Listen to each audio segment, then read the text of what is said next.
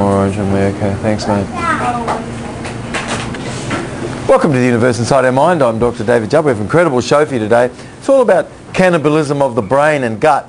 Not like kind of what you might think, you know, people eating the brain and guts. But really to do with mental function and the kind of thing that's occurred, you know, for us over the eons of time, which is really not very long. I'm going to be talking about 35,000 years, short time, but domestication of animals we know of occurred during that 35,000 years. We've found horses with certainly bridle, you know, marks on their wear marks on their teeth and this sort of thing. Seen sort of drawings of horses that look like they're being led around in that, you know, in caves and stuff. Got to think at least 35,000 years of domestication of animals and that. But it's so amazing actually when we do look at the size of the brain before that domestication of animals. If we go back 40,000 years, look at someone's brain there, like a Neanderthal's brain, and then we move forward and find someone in Chicago or, you know, in the modern world and examine their brain, and we do an average.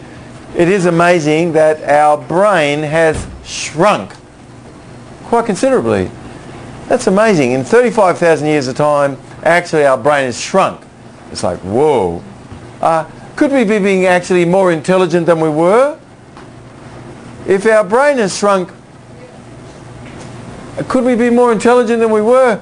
I don't think so. It just sounds to me like when our brain grew to be a certain size and things, there was a reason for that and the function of things, and that just like domesticated animals, it's so amazing. In England there was a study that they did trying to figure out what is it that sort of really took the wolf out of the dog, you know? Because the wolf has got quite a large brain and domesticated dogs have much smaller brains. And what happened? How could the wolf get taken out of the dog? It was a sort of a great debate, you know. How did animals get domesticated? Of course, some animals, even if they tried to domesticate them, it didn't seem like it would work, you know. Because zebras, for instance, they looked at them and they thought, my God, look at them. They could pull a cart. We could jump on that and ride around. Wow, that would be amazing, you know. But it never worked out with zebras because they have the habit of biting someone's butt, you know, which is okay. No, it's not so good. But the really bad thing about zebras is that they hold on when they bite you. And that's not good, you see. That is really, really not good. No, because biting is one thing, but then holding on, that is just intolerable, you see. So zebras, they have the habit of biting and holding on, and that's an intolerable sort of a thing. So they weren't really easy to domesticate, you know, because of that. But so zebras really haven't been domesticated, but foxes, anybody who ever got a fox, you know, a baby fox, everything they did to that baby fox, they could never domesticate that baby fox, no matter what they could do. The fox could grow up, but it always would have a little bit of a wild sort of a into it, you know, not completely domesticatable. All sorts of animals, they did what they could to sort of domesticate them, and what was it that would domesticate the animal? And nobody really knew, you know.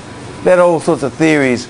Could there be the reason that friendly animals just got bred with friendly animals and finally you had a friendly animal where you didn't have a friendly one before? Because there's no way that you can make a fox completely friendly.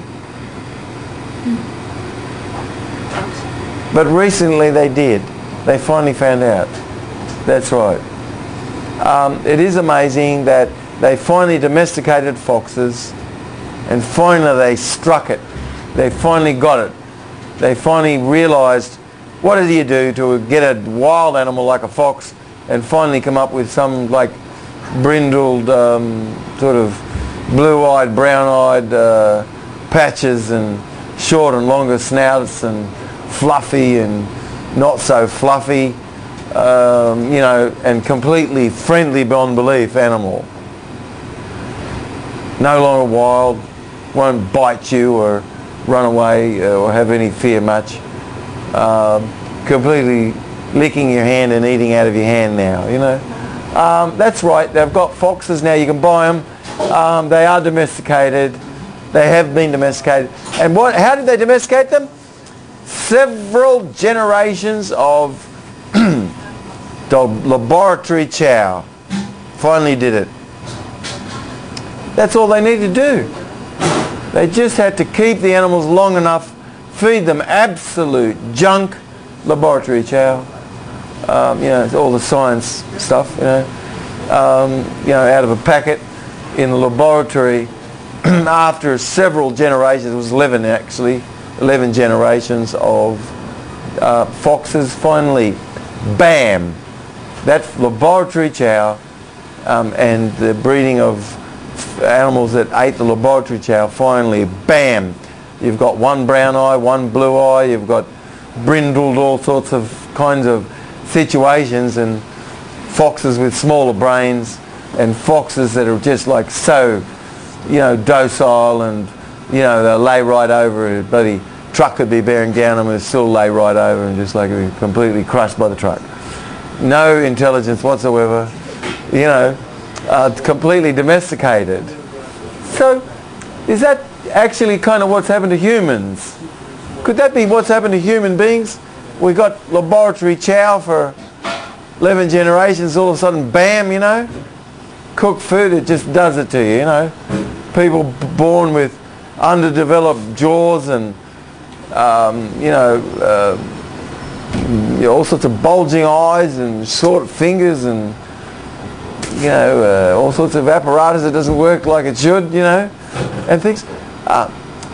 Domestication and what we've eaten, I think we could really say, has really had a very marked effect on our brain and the things that we're doing. When we come back, we're going to talk a little bit more about this very interesting topic, all about our brain function has shrunk, and we're calling this the cannibalism of the brain and cannibalism of the gut, which we're going to be talking a bit about when we get back. Anyway, this is Dr. David Jubb. This is the universe inside our mind. Stay tuned for some more exciting information coming up.